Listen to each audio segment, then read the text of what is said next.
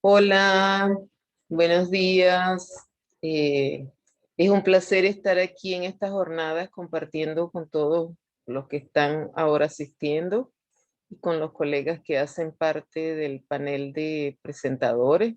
Le agradezco mucho al comité organizador por la gentil invitación, especialmente a la doctora Ana. Me corresponde entonces hablarles un poco de la dieta FODMAP, mitos y verdades, luces y sombras, expectativas y esperanzas en relación a esta dieta que ha venido siendo estudiada en los últimos 15 años exhaustivamente y de la cual tenemos innumerables publicaciones. Eh, Yendo un poco hacia la historia de la dieta FODMAP, vamos a recordar que todo se inició en el año 2005 cuando pesquisadores de la Universidad Monash de Australia publicaron su artículo sobre la hipótesis FODMAP. En ese artículo ellos afirmaron que una dieta occidental con azúcares simples, altamente fermentables y poco absorbibles podría estar implicada en la etiopatogenia de la enfermedad inflamatoria intestinal.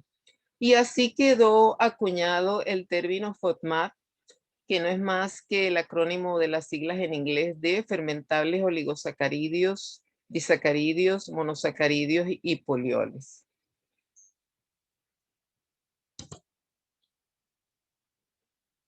Los estudios se centraron en hacer una determinación de cuáles eran los alimentos que principalmente podrían estar incluidos en este grupo, en estos 5 grupos, 4 grupos que fueron catalogados como parte de esos carbohidratos provocadores de síntomas en estos pacientes. Y todo esto se extendió no apenas a pacientes con enfermedad inflamatoria intestinal, sino a otras enfermedades o a otras patologías, especialmente a los trastornos funcionales del intestino. Algunos alimentos son representantes importantes de cada grupo. Para los fructanos tenemos el trigo, el centeno, el ajo y la cebolla como muy importantes. Para los galactanos tenemos los granos y otros alimentos como repollo, brócolis, arroz. Para la lactosa, leche y derivados. Para la fructosa, la miel y algunas frutas. Y muy importante, jugos con grandes cantidades de azúcar, jugos industrializados. Para los polioles, el sorbitol y el manitol, representados por las manzanas, las peras y algunos caramelos dietéticos y también edulcorantes artificiales. ¿Y cuáles son los síntomas, mejor dicho, cuáles son las causas de los síntomas que tienen estos pacientes? Básicamente, 2 elementos son mencionados, que es el acúmulo de agua que se produce en la luz del intestino por causa del efecto osmótico de estos carbohidratos mal absorbidos, y en el intestino fermentan provocando aumento de gases de CO2, de hidrógeno, de metano, que van a llevar a diarrea, distensión abdominal, flatulencia y dolor. Importante decir que la mala absorción de FODMAP es un evento fisiológico. La cascada de efectos que ocurre al ingerir productos ricos en FODMAP ocurre en todos los individuos porque no tenemos enzimas que degraden la mayoría de esos carbohidratos, excepto para la fructosa y la lactosa. Y aún así, con algunas interrogantes en relación a si esa mala absorción puede o no estar relacionada con la intolerancia. ¿Y por qué algunos pacientes entonces tienen síntomas cuando ocurre toda esta serie de eventos? La explicación que se ha hecho a través de diversas pesquisas es que probablemente haya una hipersensibilidad visceral, un trastorno de motilidad y claro, el tipo y cantidad de microbiota diferente en cada individuo puede determinar esto. ¿Cuáles serían los efectos benéficos de los alimentos FODMAP? El efecto laxativo natural, su efecto, por un efecto osmótico, el efecto prebiótico que favorece el crecimiento de bifidobacterias y reduce el crecimiento de bacterias patógenas, y la producción de ácidos grasos de cadena corta que tienen efecto trófico en el metabolismo de los colonocitos. Entonces existe sí una base de investigación amplia que sustenta el uso de FODMAP en pacientes con síndrome de intestino irritable, que es el grupo donde se ha hecho la mayoría de los estudios, y esa dieta FODMAP es efectiva en 70% de esos pacientes o hasta un 80%. Esa dieta puede disminuir el dolor, la distensión abdominal, la flatulencia y regularizar el hábito intestinal. Es segura en el seguimiento en corto tiempo, y la comprobación de los efectos provocados en el intestino ha sido hecha por imagenología y con el estudio de pacientes diversos en condiciones especiales.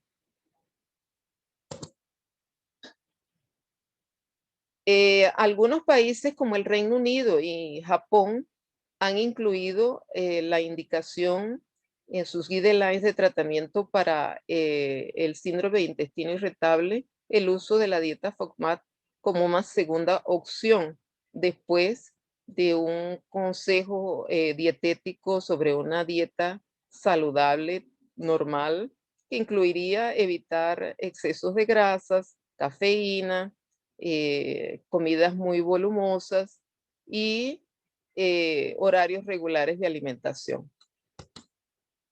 ¿Cuáles son las críticas a esos estudios que tenemos hasta ahora de la dieta FODMAP? A pesar de que ha tenido una eficacia comprobada en muchos estudios, existen algunos defectos de diseño que retiran mucho de la evidencia de estos estudios. Generalmente tenemos un pequeño número de pacientes que no llega en la mayoría de los trabajos no llega a 100 pacientes. Diferentes tipos de comparación, de grupos de comparación utilizados en los diversos ensayos. Falta de uniformidad de criterios sobre lo que es una buena respuesta clínica. Criterios no homogéneos de definición de los tipos de síndrome de intestino irritable. Tiempo de seguimiento variable y corto en vista de los objetivos de la dieta.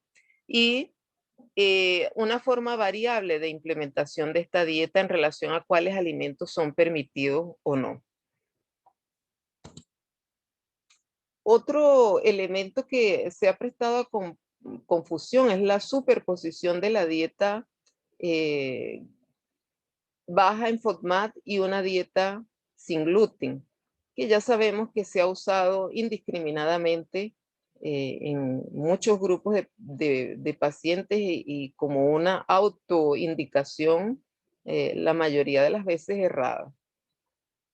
Tenemos ese trabajo entonces de Piacentini, que estudió 3 grupos de pacientes que recibieron en un grupo dieta baja en FODMAP y gluten free, otro grupo recibió dieta baja en FODMAP con gluten normal y un tercer grupo recibió dieta libre. La conclusión es que la dieta sin gluten asociada a la restricción de FODMAP no tuvo mayores beneficios para los pacientes con síndrome de intestino irritable, siendo que solamente eliminar los alimentos ricos en FODMAP fue suficiente. Es importante también la presencia de fructano en productos gluten free, que pueden ser los que expliquen los síntomas de muchos de esos pacientes que deciden hacer dietas gluten free y equívocamente suspenden los alimentos ricos en gluten cuando en realidad sus síntomas son debidos a fructanos. Este es un estudio que comprobó que muchos alimentos catalogados previamente como bajos en contenido de FODMAP, entre ellos los gluten free, en realidad tenían un alto contenido en FODMAP. ¿Cuáles son los problemas para implementar la dieta en la vida real? Es difícil para el paciente identificar cuál es el alimento que causa sus síntomas. Y por otro lado, estos alimentos clasificados pueden ser diferentes por país. La ingesta de ellos muda de acuerdo a las costumbres y los tipos de alimentos. Se supone que en la fase 1, en la fase primera de la dieta FODMAP, hay una retirada total de todos los alimentos ricos en FODMAP y eso sería teóricamente lo adecuado. Pero hemos visto que en los estudios no es totalmente respetado este tipo de directriz, no hay una directriz única y que algunas veces pudiera ser que la restricción selectiva pueda ser una opción, por ejemplo, en pacientes que ya tienen otra restricción dietética, como diabéticos o pacientes que tienen una alergia alimentar. Los efectos de los alimentos FODMAP son aditivos y pueden estar superpuestos. Un mismo alimento puede contener varios tipos de esos grupos que mencionamos. El teste de hidrógeno expirado no es siempre la mejor opción para decidir si yo le quito la lactosa o no, o los fructanos, o perdón, la fructosa o no a un paciente, porque la mala absorción no necesariamente es acompañada de intolerancia y viceversa. Por otro lado, es fundamental y ya ha sido bien demostrado que es fundamental que la dieta sea acompañada por un especialista en nutrición, que tenga experiencia en el manejo de la dieta FODMAP y que haya un acuerdo de comunicación mutua entre paciente y profesional para ir superando dudas. La dieta es cara, al inicio puede ser más difícil de seguir, no es fácil. El paciente puede sentir que la dieta no satisface su paladar, especialmente al inicio, y eso puede hacer con que la adherencia no sea tan buena. Y la prescripción de este tipo de dieta a largo plazo aún es motivo de dudas. Tenemos pocos estudios evaluando este tiempo más largo y recientemente, el año pasado, hubo publicación de un estudio que acompañó a adultos durante 2 años, que es uno de los estudios que ha tenido un seguimiento más largo y determinó que sí, que habían efectos favorables en ese término de tiempo, incluyendo reintroducción de alimentos. Cuando se compara la dieta FODMAP con otros tratamientos, tenemos algunos resultados interesantes. Y eso ya se hizo con la hipnoterapia, se hizo con la administración de probióticos como el lactobacillus rhamnosus y se hizo indicando una dieta saludable. En los 3 casos hubo mejoría de los síntomas en la misma medida. Son comparables sus efectos. Por otro lado, aquellos pacientes que tienen predominio de constipación, teóricamente pudieran verse afectados con una dieta que también va a disminuir la cantidad de fibras y que puede alterar el tránsito de líquido osmótico intestinal. Pero los estudios revelan que con seguimiento de un profesional en nutrición especializado en este tipo de dietas, no hay alteraciones en la ingesta de fibras. Y así tenemos un trabajo del año 2015 que demuestra que los pacientes constipados pasaron a tener mejor en la consistencia de las heces en hasta 67% de casos con una dieta baja en FODMAP. También es importante recordar que con esa restricción pudiéramos tener problemas nutricionales específicamente referidos a la ingestión de energía proveniente de carbohidratos, a la ingestión de hierro, de fibras, de vitamina C, de selenio y de calcio. Pero los estudios hasta ahora no comprueban que exista este riesgo con el consejo nutricional adecuado. Probablemente es necesario que seamos más cuidadosos cuando indicamos una dieta como esta para un paciente de menores recursos financieros que puedan necesitar de mayores recomendaciones para encontrar alternativas bajas en FODMAP que estén al alcance de ellos. En niños tenemos datos insuficientes para evaluar este riesgo y en niños y adultos con trastornos alimentarios de base, como por ejemplo el trastorno restrictivo evitativo en niños y la ortorexia en adultos y adolescentes, pudieran no beneficiarse con una dieta baja en FODMAP. En relación a la microbiota, ¿qué ocurre cuando indicamos esta dieta baja en FODMAP? Los estudios son confusos y conflictuantes. Algunos indican disminución de bifidobacterias y de bacterias productoras de butirato, pero tenemos 4 estudios importantes que usaron secuenciamiento metagenómico, 2 de ellos, demostrando que la dieta baja en FODMAP no redujo la biodiversidad de la microbiota intestinal y en algunos casos inclusive aumentó.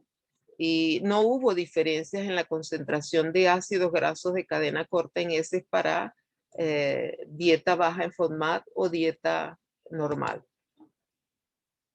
La población pediátrica tiene pocos estudios, pero las pesquisas indican que una alta proporción de pacientes pediátricos con síndrome de intestino irritable identifica al menos un alimento como desencadenante de síntomas gastrointestinales en más del 90% de los casos, y pacientes pediátricos también sin patología también identifican algún alimento como parte de factores que ocasionan algún trastorno o algún síntoma gastrointestinal.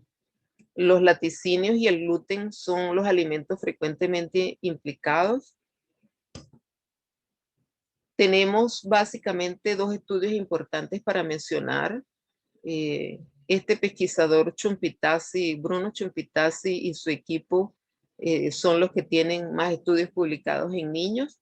En 2014 se publicó ese primer estudio piloto en niños, con una muestra bastante pequeña, solo de 8 pacientes, pero que permitió decir que había efectividad para disminuir la frecuencia y la severidad del dolor abdominal en niños con intestino irritable. Y posteriormente, en 2015, ese mismo autor publicó un estudio randomizado, controlado, que acompañó a un número un poco mayor de pacientes, y como característica de este trabajo tiene una cosa bien importante, que es un elemento nuevo en la pesquisa, probablemente a partir de ese estudio de 2015, cuando él determinó que dependiendo de la flora bacteriana basal, los pacientes podrían tener una mejor respuesta o no a la dieta FODMAP, y que generalmente era una flora de propiedades sacarolíticas. Voy a hablarles un poco de algunos elementos muy importantes para recordar que siempre la educación alimentaria es fundamental antes de entrar en indicaciones de otras dietas. Este estudio revisó casi 2.000 prontuarios de niños con trastornos funcionales gastrointestinales y demostró que solo 43% recibió alguna recomendación dietética, y que de esto solo el 20% recibió el consejo nutricional de un especialista. Entonces, eso es una situación bastante complicada para obtener mejores resultados en la mejora de pacientes con trastornos funcionales, siendo que esta es una de las armas más importantes, recordando que específicamente en pediatría tenemos poco arsenal medicamentoso para tratar estos pacientes. Otro estudio hecho en 2019 por Bond demostró que una dieta tradicional aconsejada por un nutricionista para una dieta saludable tenía los mismos efectos que una dieta baja en FODMAP. Por eso debemos recordar que siempre debemos aconsejar una dieta saludable antes, tanto en niños como en adultos, de entrar en el consejo de una dieta FODMAP u otros tipos de dietas específicas. ¿Qué tenemos para el futuro de la dieta FODMAP? Que es necesario investigar mejor el papel de la microbiota como predictor de la respuesta a la dieta, saber cuáles son los pacientes que pueden beneficiarse o no de una dieta FODMAP, un mejor conocimiento para los profesionales de salud vinculados a la prescripción de esta dieta, fuentes de información confiable, estudios de la composición de los alimentos y su contenido en FODMAP que permitan llegar a una rotulación de alimentos que faciliten la la decisión del paciente por cuál alimento es mejor para él. Normatización de estudios que permitan un mejor análisis y aplicación de resultados, adecuación de la dieta FODMAP para cada país según sus costumbres y más estudios sobre la reintroducción de alimentos con seguimiento a largo plazo. Este es un estudio que les dejo aquí, que me parece muy importante. Está siendo realizado desde septiembre de 2020 en una universidad de Polonia, en Varsovia, y que es un estudio randomizado, controlado, cuádruple ciego, que está siendo hecho en niños y cuyos resultados deben estar prontos para el año de 2022 y que nos va a traer información muy importante sobre la aplicación y la eficacia de la dieta FODMAP en niños. Agradezco mucho la atención de todos y estoy abierta para preguntas. Muchas gracias.